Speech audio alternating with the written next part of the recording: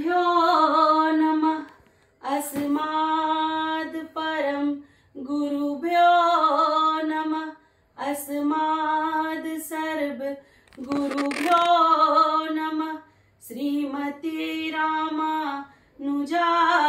नमः श्री राधा कृष्णाभ्यां नमः लंबोदरं परम सुंदरम एकदंतं पीतांबरं त्रिनयनं परमं पवित्रम् उद्य दिवाकरं निभोज्वलं कान्तिकान्तं विघ्नेश्वरं सकल विघ्नहरणं नमामि अखंड मंडलाकारं व्याप्तं येन चराचरं तत्पदं दर्शितं येन तस्मै श्री गुरुवे नमः। अखंड नारायणं नमस्कृत्यं नरं चैव नरोत्तमं देवीं सरस्वतीं व्यासं ततो जयमुदीरयेत्। बर्हापीडं नटवरपुः कर्णकर्णिकारं बिभ्रद्वासकनक कपीशं वैजयन्ती चामलाम्। श्री राम राम रघुनंदन राम रामा श्री राम राम भरताग्रज राम रामा श्री राम राम रणकरकस राम रामा श्री राम शरणं भो राम रामा।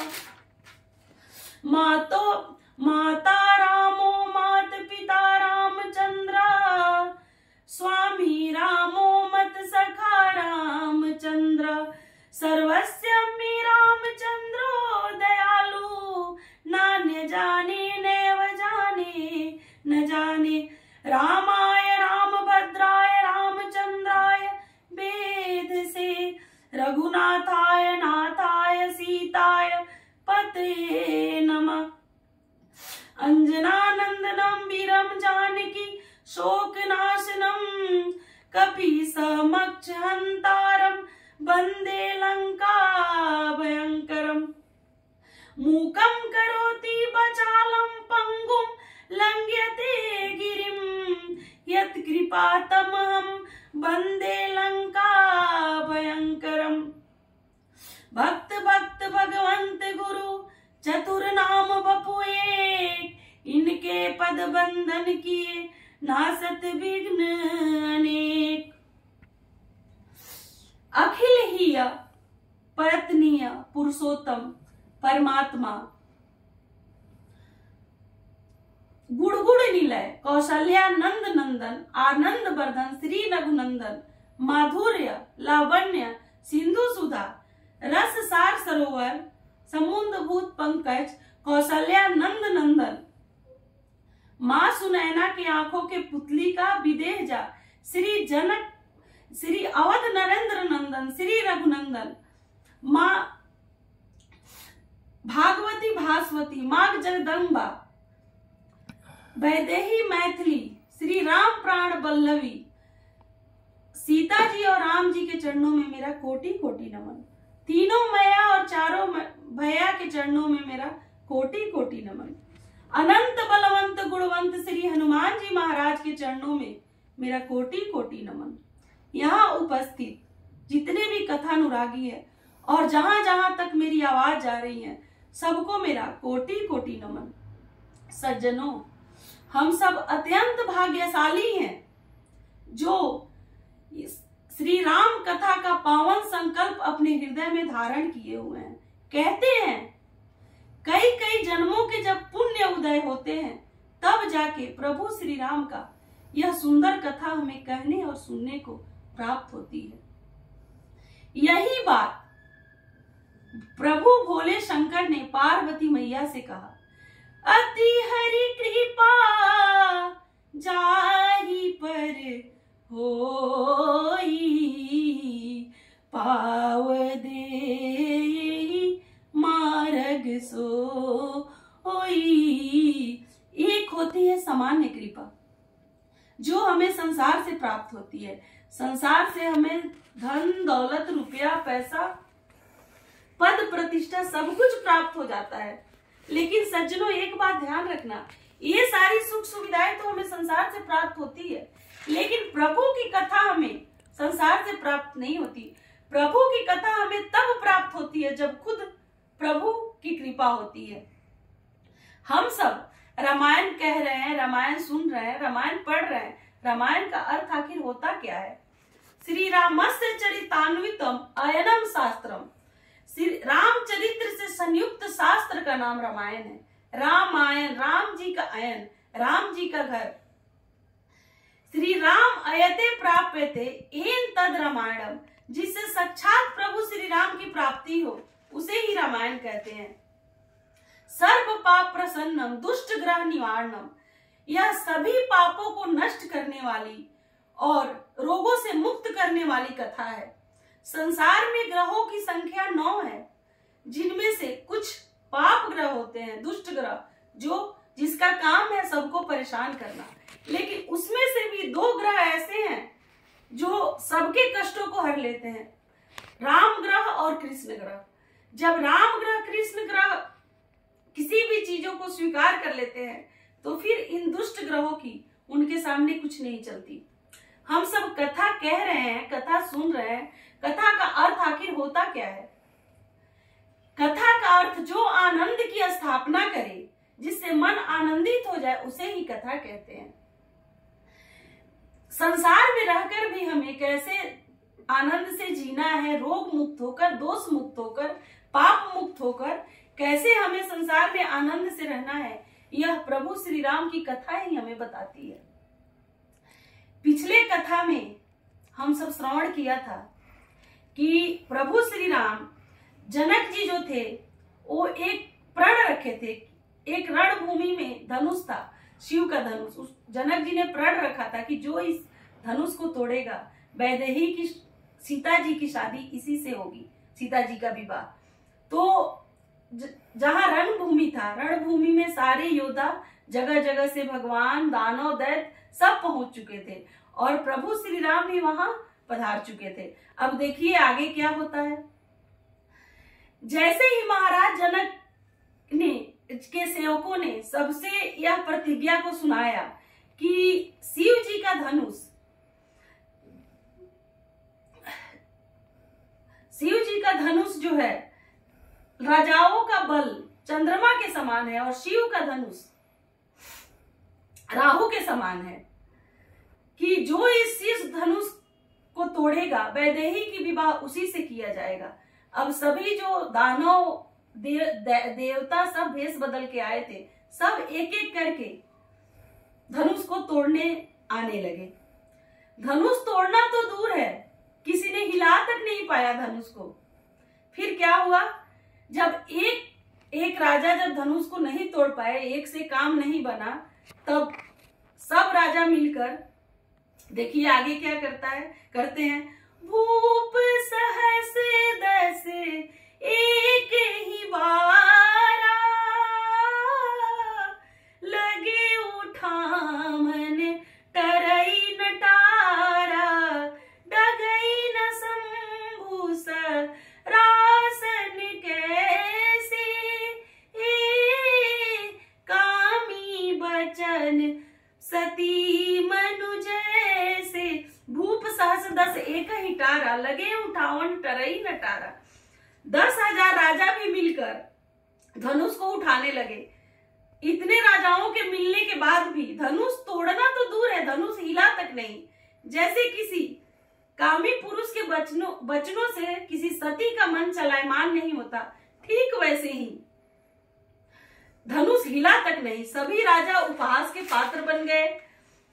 जैसे वैराग्य के बिना सन्यासी उपहास के पात्र, अगर सन्यासी वैराग्य न ले तो उपहास के पात्र बन जाता है, ठीक वैसे ही सब लोग उपहास के पात्र बनकर और अपने अपने स्थान पर ग्रहण कर लिए सिंहासन पर।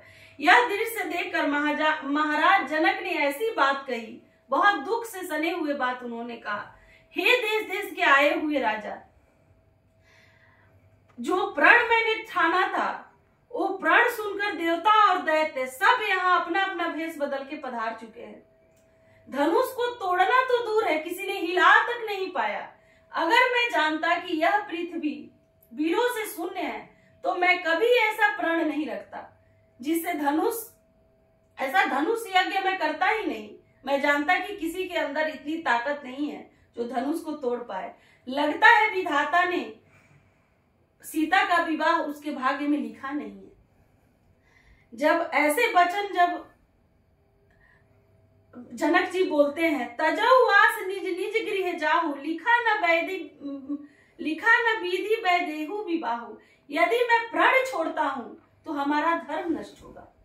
अगर मैं अपने प्रण से पीछे हट जाऊं तो जनता में गलत संदेश जाएगा कि जो मैंने प्रण रखा था वो प्रण से मैं पीछे हट गया, तो मैं भले मेरी वैदेही मेरी सीता कंवारी रह जाए पर मैं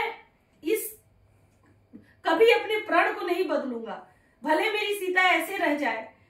जब ऐसे बात जब सभा में बोलते हैं कि पृथ्वी वीरों से शून्य है तो लक्ष्मण जी गुस्सा जाते हैं। क्रोध से सने हुए आंखें उनकी लाल हो जाती है, भौवें टेढ़ी हो जाती है। वह सभा के मध्य खड़े हो गए और कहने लगे, रघुवंश सिनी महु जह कोई होई तेही समाज अस कहीं न कोई। हे महाराज जनक, रघुवंशियों में कोई जहां जाता है जिस सभा में उस सभा में ऐसी बात किसी को बोलने की हिम्मत तक नहीं पड़ती। आपने जो बात बोल दिया है और खुद रघुवंशमणि श्री राम के सामने आपने ऐसे वचन बोल दिए हैं। तब लक्ष्मण जी ने राघव जी से कहा, जो तुम्हार अनुशासन पावे कंदुक इस ब्रह्मांड उठाए, कांचे घट जिमी डारो फोरी, सकऊ मेरु मुलक जिमी तोरी। तब प्रताप महिमा भगवाना को बापुरे पिनाक पुराना। यदि मैं आपकी आज्ञा पाऊं तो इस ब्रह्मांड को गेंद की तरह उठा लूं और कच्चे घड़े के समान इसे तोड़ डालूं। मैं सुमेरु पर्वत को भी तोड़ सकता हूं अगर आप मुझे आज्ञा दे। तो ये धनुष क्या चीज है भगवान, यदि आप आज्ञा दे तो इस धनुष को खेल खेल में ही तोड़ डालूंगा और बरसाती छज्जे की तरह इसे बहुत दूर दौड़ा के ले जाऊंगा और इसे तोड़ दूंगा। लक्ष्मण जी ने ऐसे वचन बोले। अगर मैं ऐसा नहीं करता हूं तो आज के बाद मैं तीर धनुष कभी नहीं उठाऊंगा। लक्ष्मण जी ने जब ऐसे बात बोले तो सभी मुनिजन देख के प्रसन्न हो गए। बाकी जितने भी राजा आए थे सब थर्राने लगे लक्ष्मण जी के वचन से। राम जी और मुनिवर जब देखे कि लक्ष्मण जी जब क्रोध में सने हुए थे तो राम जी ने उनको शांत किया और फिर अपने पास उन्हें बैठा लिया। विश्वामित्र समय शुभ जानी, बोले अति स्नेह में बानी। तब विश्वामित्र जी ने देखा कि शुभ समय आ गया है। तब वे स्नेह में बाणी से रघुकुल शिरोमणि को बोलते हैं कि हे श्री राम, अब आप तैयार हो जाओ और आप इस धनुष को तोड़ दो। आपके नाम से ही भव भय भंजन नाम प्रतापा। आपके नाम से ही भव भंग हो जाता है, भय भंग हो जाता है। शिव जी के धनुष को तोड़ने की आज्ञा देकर सारी जिम्मेदारी मैं अपने ऊपर लेता हूँ। आप अब धनुष को तोड़ो। सुनी गुरु बचन चरण सिरुनावा, हर सुबिसाधु न कुछ उर आवा। गुरुदेव विश्वामित्र जी के वचन को सुनकर श्री राम जी उनके चरणों में सिर नवाते हैं और फिर मन ही मन प्रसन्न होते हैं और सभा में उठ के खड़े हो जाते हैं। राघव जी ने अपने श्रेष्ठ चाल से सबको मोहित कर दिया। सब स्त्री पुरुष जब राघव जी जब सभा में खड़े हुए तो सब स्त्री पुरुष उनको देख के उनके तरफ देखने लगे, उनके सुंदर स्वरूप को निहारने लगे। वहां जितने भी स्त्री पुरुष बैठे थे जो राम भक्त थे वो लगे अपने अपने इष्ट देव का स्मरण करने कि हे भगवान, अगर इतना दिन मैंने आपका पूजन किया है तो यह शिव का जो धनुष है वह प्रभु श्री राम ही तोड़े। ऐसा सबने ऐसा प्रण लगे भगवान से सब लोग स्मरण करने। फिर देखिए आगे क्या होता है। इधर क्या होता है, सीता मैया की जो माता थी सुनैना माँ, वह मन में दुखी हो जाती हैं और कहती है कि जो बड़े बड़े राजा नहीं कर पाए, ये बालक क्या तोड़ेंगे धनुष को। हे सखी, नृपति का कोई भी इस समय नहीं समझाता है, यह बालक इस हठ योग्य कहाँ जो शिव का धनुष उठाता है। रावण बाड़ा सुर से योद्धा, हारे जब धनुष उठाने को, फिर समय नष्ट क्यों करते हो बच्चे को खेल खिलाने में। ऐसा वचन माँ सुनैना बोलती है कि इससे तो यही अच्छा है कि उत्सव समाप्त कर दिया जाए, प्राण अपना छोड़ योग वर से वैदेही का विवाह कर दिया जाए। सीता जी की मैया ऐसे बोलती है जनक जी को। तब सीता जी के मैया के बगल में एक चतुर सखी बैठी थी, वो भगवान की महिमा को समझती थी।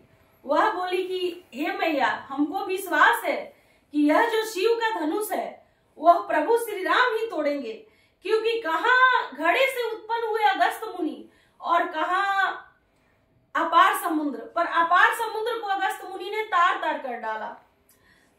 मंत्र छोटा होता है, लेकिन उसके उच्चारण से, उसकी स्तुति करने से भोले शिव, शंभु, ब्रह्मा जी, सारे देवता उसके बस में हो जाते हैं। हाथी इतना बड़ा है पर एक चींटी से हार जाती है। ऐसा मुझे पूरा विश्वास है कि ये शिव का धनुष प्रभु श्री राम ही तोड़ेंगे। सखी ने ऐसा कहा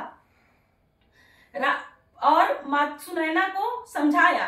राघव जी धनुष की ओर बढ़ते देख माता जानकी भयभीत हो गई और मन ही मन अपने देवताओं को विनय करती है। इस प्रकार रघुनाथ जी की ओर देख देख कर सीता जी धीरज धरकर देवताओं का स्मरण करती है और मन ही मन प्रसन्न भी होती है।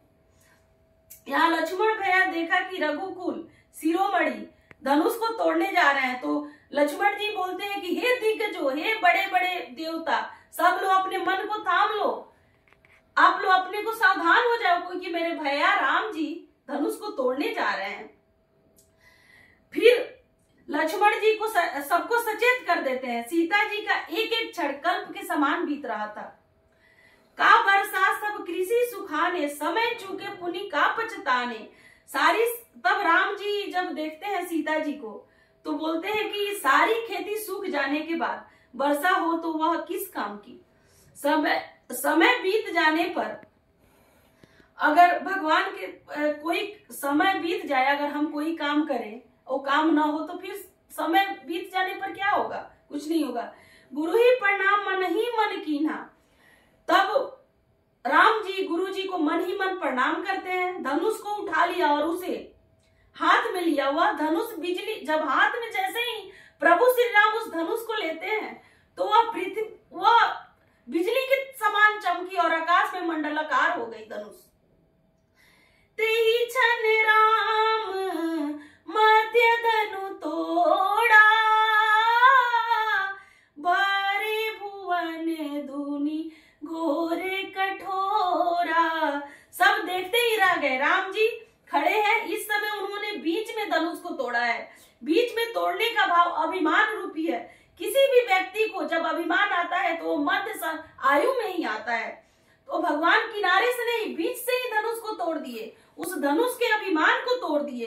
पतले भाग को भगवान ने नहीं तोड़ा, बीच से तोड़ा, उनके धनुष के अभिमान को तोड़ा और चाप खंड तोड़ पृथ्वी पर डाल दिया।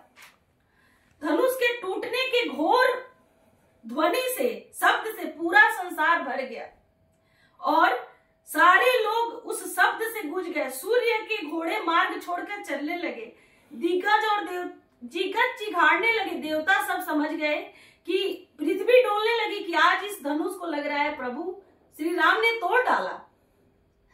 और मुनि यह घनघोर ध्वनि सुनने के बाद सबने निश्चय कर लिया कि धनुष को तोड़ डाला और उस प्रभु राघवेंद्र सरकार की जय जयकार होने लगी। बोलिए जय श्री राम। वाल्मीकि रामायण में लिखा है कि मुनि श्रेष्ठ श्री विश्वामित्र जी, श्री जनक जी और श्री लक्ष्मण जी, ये तीन लोग, ये लोग थे, वही बस देखे कि प्रभु श्री राम ने कैसे धनुष को तोड़ा है। बाकी सब लोग मूर्छित होके वहां गिर गए थे। धनुष के टूटने के बाद सब उठे हैं। ऐसी उस धनुष से ध्वनि निकली और भगवान ने धनुष के अभिमान को तोड़ डाला।